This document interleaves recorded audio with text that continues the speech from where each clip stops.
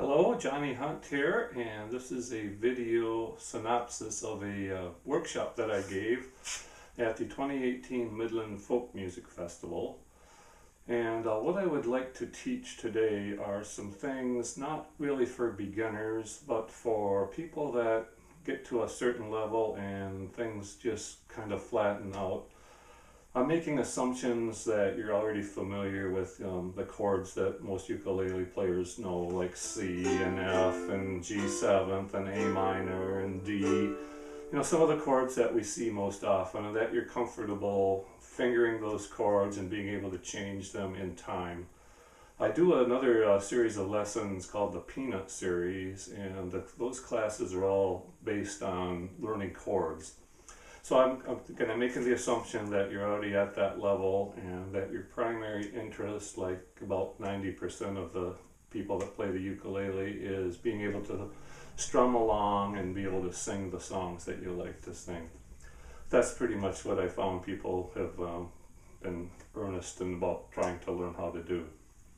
So, you know, if you're at the point where you're you're just doing the same strums over and over on the basic chords, it's gotten monotonous. I think this course or this workshop will really help you to get some new ideas, things you can do to spice things up a little bit.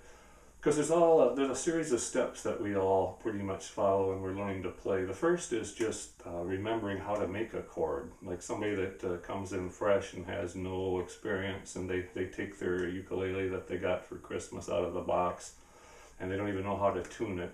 So that's the first thing, is getting the uke in tune, and there's then lots of ways to learn how to do that. And then the next step is remembering, well, how do you make a chord? Like, oh gee, F chord, I learned that last week and I can't remember where my fingers go. So you have to get to the point where, oh yeah, that's an F chord, and when I see F, I go right to it.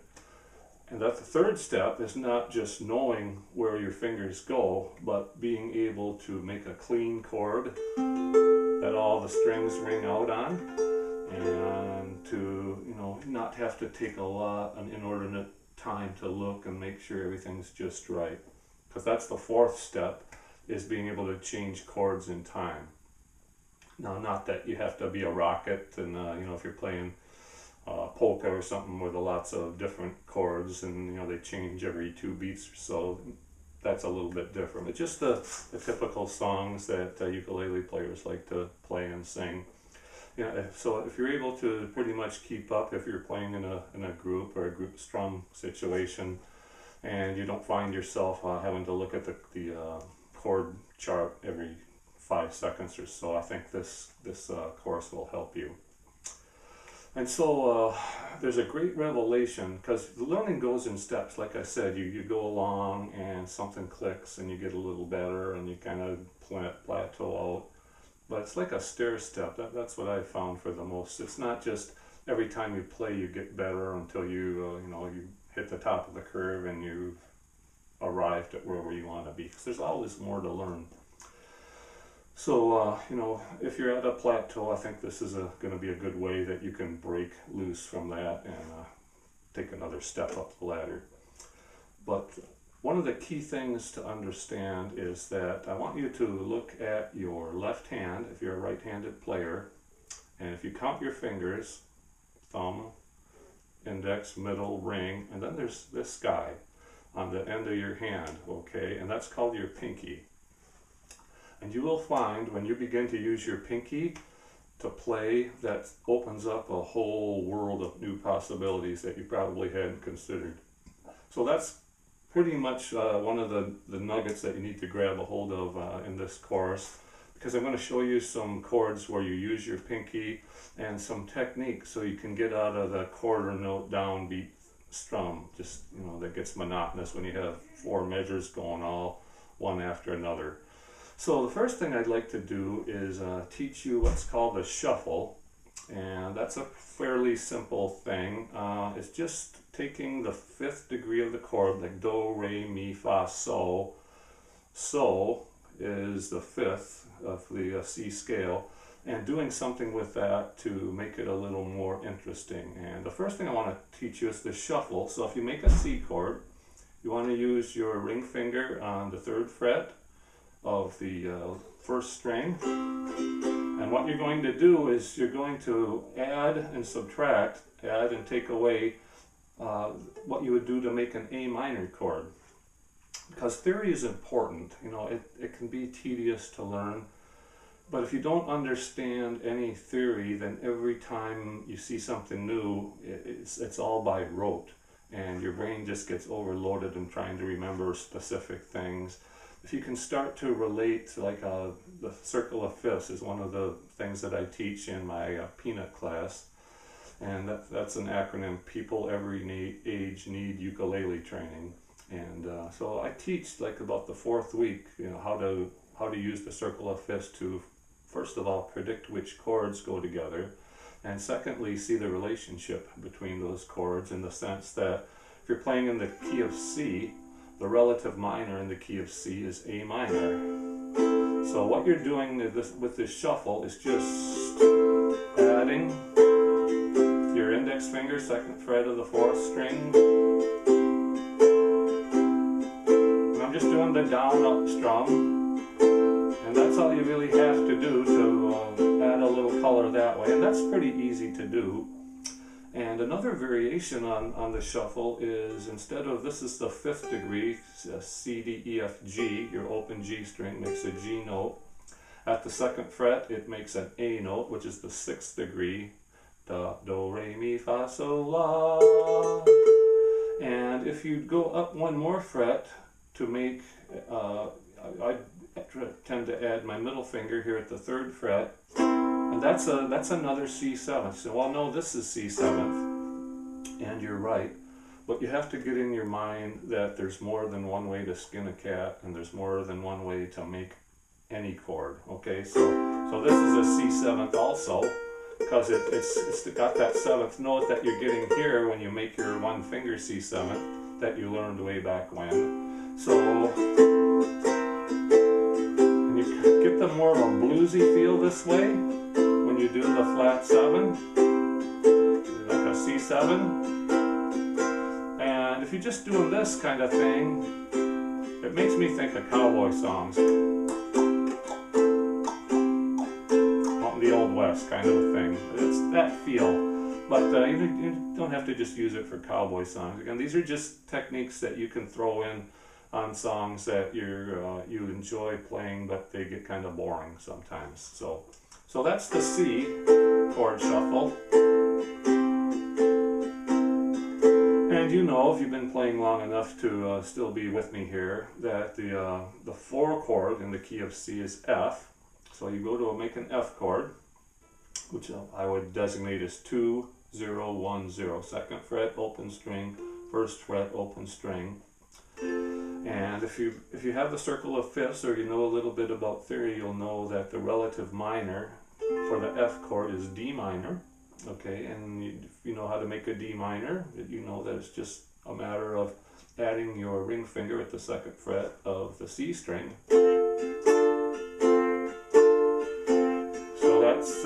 That's the 6th degree of the F scale, F, A, B flat, C, D. So you're changing the C string to a D, C to D. And the F7th chord, which you may be familiar with, is moving from the 2nd to the 3rd fret.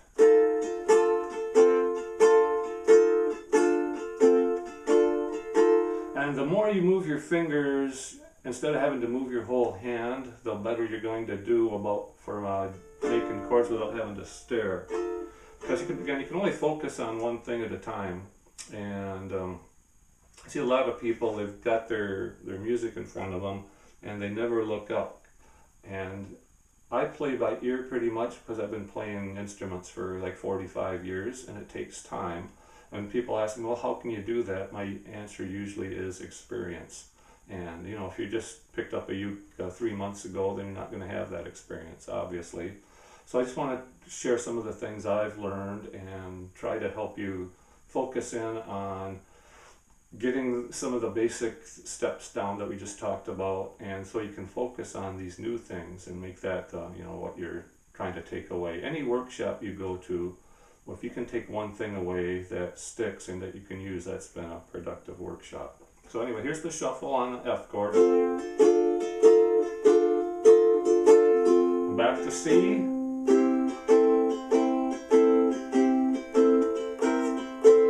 And the 5 chord is in the key of C is G, or G7th. You can do either one. I find it easier to just play a straight G chord, because now we're going to start to use this guy that I was talking about earlier. This is your pinky. And this is a high-powered anatomy bit of trivia, but your pinky has a muscle dedicated, or 2 muscles dedicated solely to its movement. Of course, that's the flexor digiti minimi, okay, if you want to study anatomy. And to move it backward, that's the extensor digiti minimi.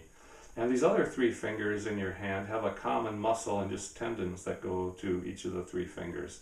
So I know that's more than you wanted to know, but what I'm trying to do is build a case for the fact that your pinky is very useful, and that's why it's on your hand, all right? Unless you've had a serious industrial accident, but I think most of us are okay on that count. So I'm going to make a G chord instead of a G7th, and the shuffle for that is we're going from, okay, here's a C string D note to an E note. Because the G scale, G, A, B, C, D is the 5th, and E is the 6th degree. So just as we moved up 1 fret from the 6th to the 7th, 6th to the 7th, we're going to move 1 fret from the 6th to the 7th here. And that's a bit of a stretch. You have to keep, what's going to happen is your ring finger is going to tend to want to slide down, but you just have to tell it that it belongs right there at the 3rd fret, not down on the 4th.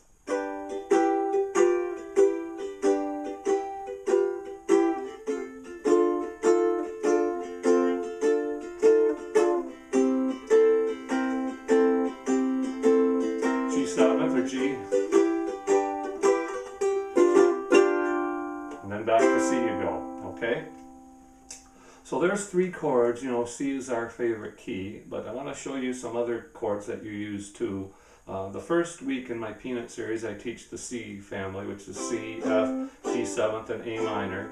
Then each progressive week we take on another chord family. The next one is the F chord family. So we've already talked about F. And then C.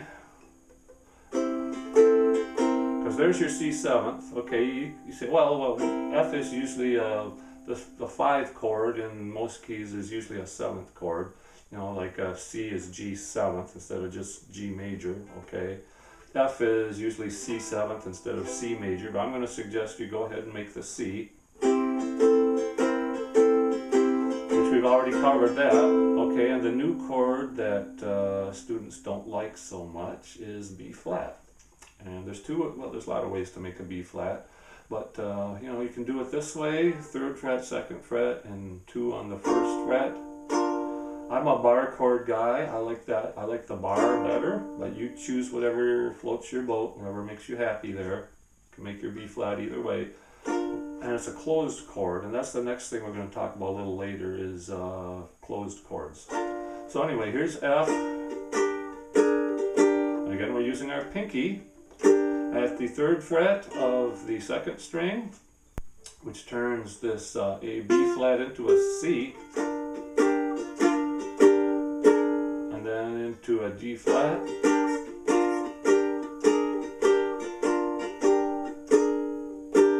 so it's then 3rd fret for the 6th, 4th fret for the flat 7th, back to F.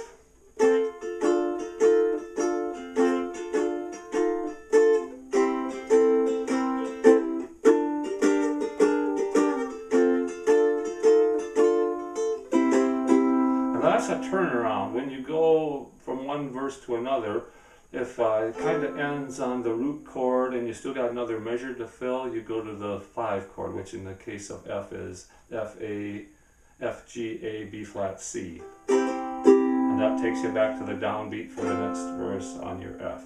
Okay, so that's another music theory thing. That put that in your pocket. You'll find that comes in handy a lot. Okay, so that's the key of F. Key of G, we've already covered two of the chords again. So here's our G and C. The other chord is D7th, and that's here on the top string, the first string, second and third fret.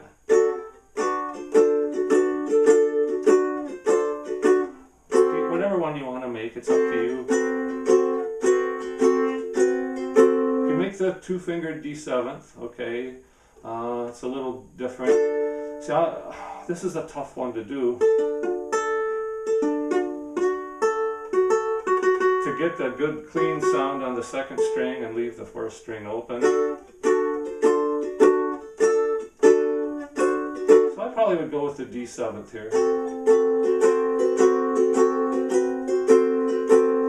But and the next key, of course, is the key of D, where we have to make the D chord. So however you do that. Okay, so I'm moving on from the key of G, which is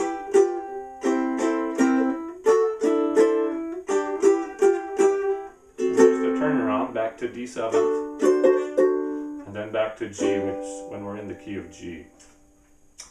And the fourth chord family is the D chord family. Okay, so there's a D chord. Might take, you can refinger, that's fine.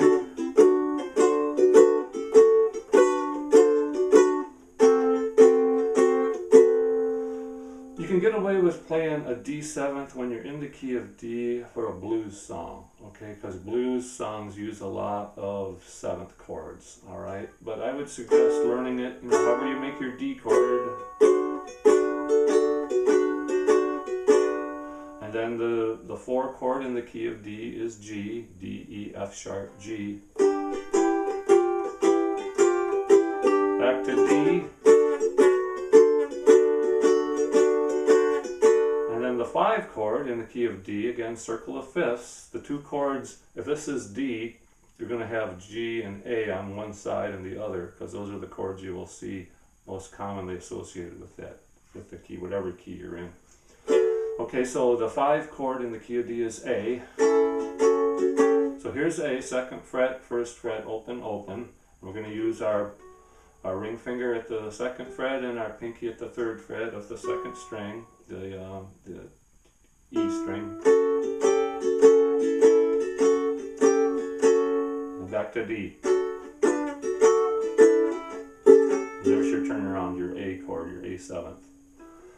Okay, so those are the 5 keys that I think are most commonly used in the ukulele songs that I'm familiar with. You know, you can play in weird flat keys, but for that I keep a capo at hand, and I've got the circle of fifths in my head so I can transpose. So that's shuffle for, I don't know, 6 or 7 common major chords that we use a lot. So you know, that is a whole workshop in itself, and you're not going to sit down in half an hour and be able to bang all these out. So you know, start with the C chords, C, F, G7, C, F, and G, and work on those.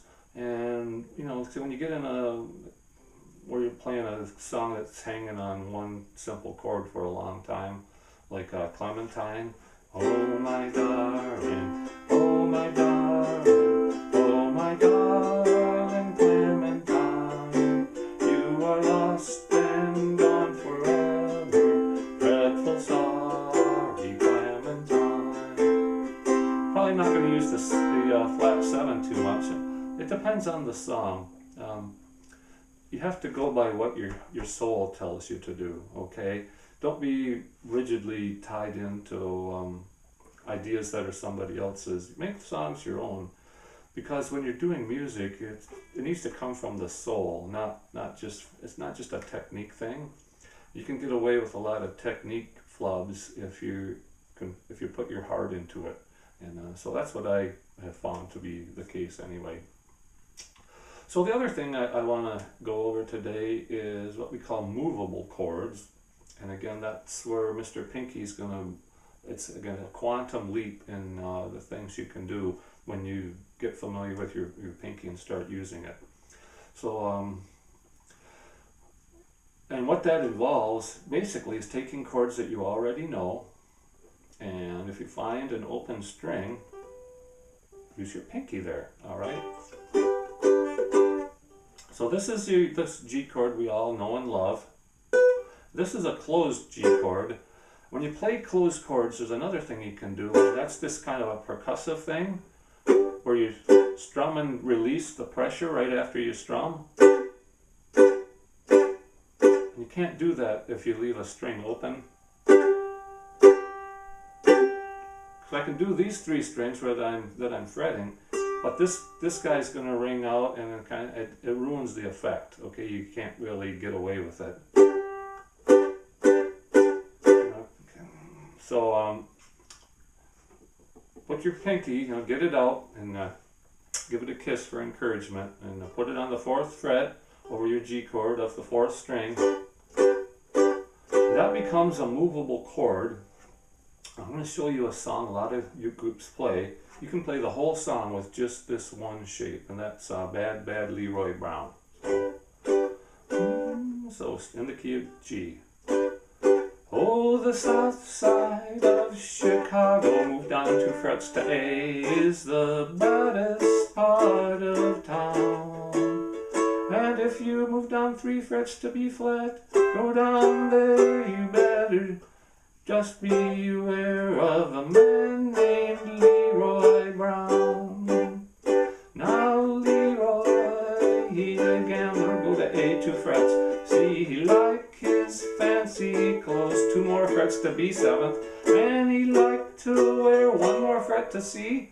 His diamond rings, 2 more frets to D 7th, in front of everybody's. And if you have a cutaway, you can go down to the 14th fret. Nose, not too musical down at this end, so I'll probably just go back. But that's the advantage of knowing 4-finger chords. You can't do that if you're just side of Chicago is the baddest part of town. And if you go down, you better just beware of a man named Leroy Brown. So you got a G note there, just per chance. But you can't do a percussive thing, and there's like a B7th chord doesn't have a G in it. So or either does a D7th for that matter. So get used to the idea of making closed chords. Now, there's another way to get this same effect, and that is to make an F chord and leave your index finger out. Okay, you're saving it back. It's like a recipe where you have to put the eggs aside and you add them in at the right time. Okay, I'm not a chef, so I hope that's a good example, but at least you get the idea there. So if you make an F chord and you don't use your index finger, and then you move everything down 2 frets. So I'm going to put my index finger here at the nut, right behind the nut. It's not doing anything, but when I move everything down 2 frets, that's the same, because I'm only actually doing anything with these 2 strings, even though I'm barring all 4. So that's the exact same fingering, 4, 2, 3, 4, 2, 3, 2, as doing it this way. And it's a closed chord either way, so that's an option. Okay, if you're a bar chord guy, which I usually am, although I prefer this shape, that's just a personal thing. For this chord shape, that's a movable chord. Or you can do Louie Louie. So you're going to see how cool it is when again you start using your pinky. So that's what I would call the G shape, movable chord. There's 3 movable major chords. The second one I want to show you is if you make an A chord, 2nd fret, 1st fret, open, open, or the dreaded B flat chord, 3, 2, 1, 1. And you can make it this way, you can make it as a bar chord, but either way, it's a closed chord, all 4 strings are being fretted. So if you play the B flat chord, and you move it down 2 frets, that's C. That's another C chord. say, well, no, this is C. Yeah, and you're right, but that's an open C. This is C using the G shape. This is C. Okay, so I hope you're starting to see that the value, every time you learn a 4-finger closed chord, you've learned 12 chords for the price of one, essentially.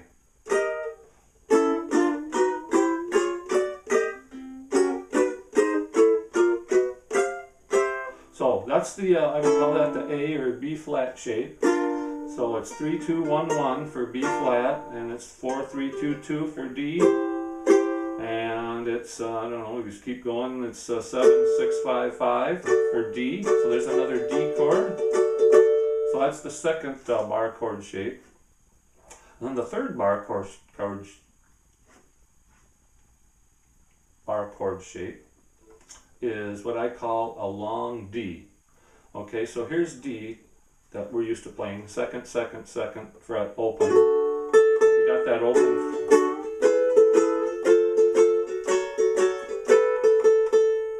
Can't do the percussive thing.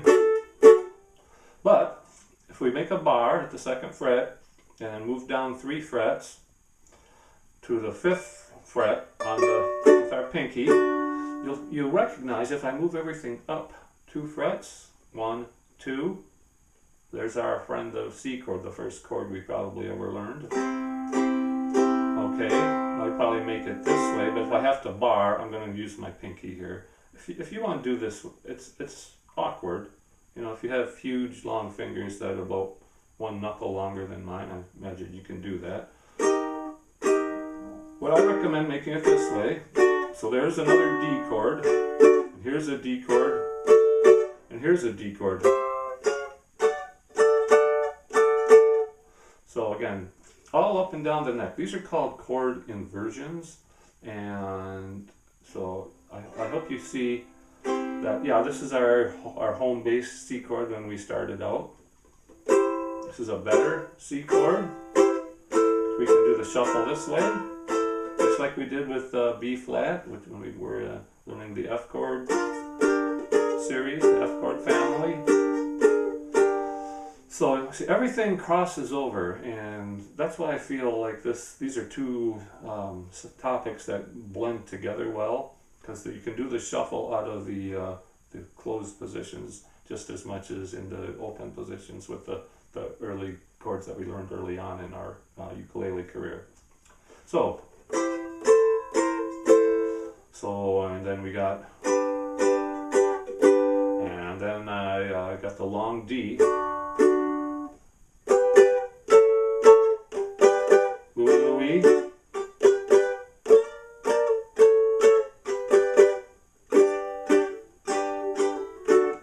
So, a lot of stuff there, certainly, but you're not going to learn it in an hour. I can teach it in an hour or 45 minutes at a workshop, but the idea is for you to find something here that you feel you can incorporate into your playing. And every time you learn something new and substitute it for something you already know, you're stepping backwards just a little bit. But you'll find that you have to, like if you're shooting a slingshot and you don't pull it back very far, your projectile's not going to go very far. But you have to be willing to pull it back and take some effort, and then when you let it go, off to the races you go. So again, that's another analogy, but it fits. So don't be afraid to back up a little bit to go forward in the big picture. So again, I'm Johnny Hunt. If you have any questions on this stuff, you can send me an email, johnnyhunt57@yahoo.com, and I'd be happy to try to dig you out of any hole that you might have slipped into. And I trust that you'll find something valuable in this workshop, and look forward to seeing you again down the road really soon. Thanks for watching.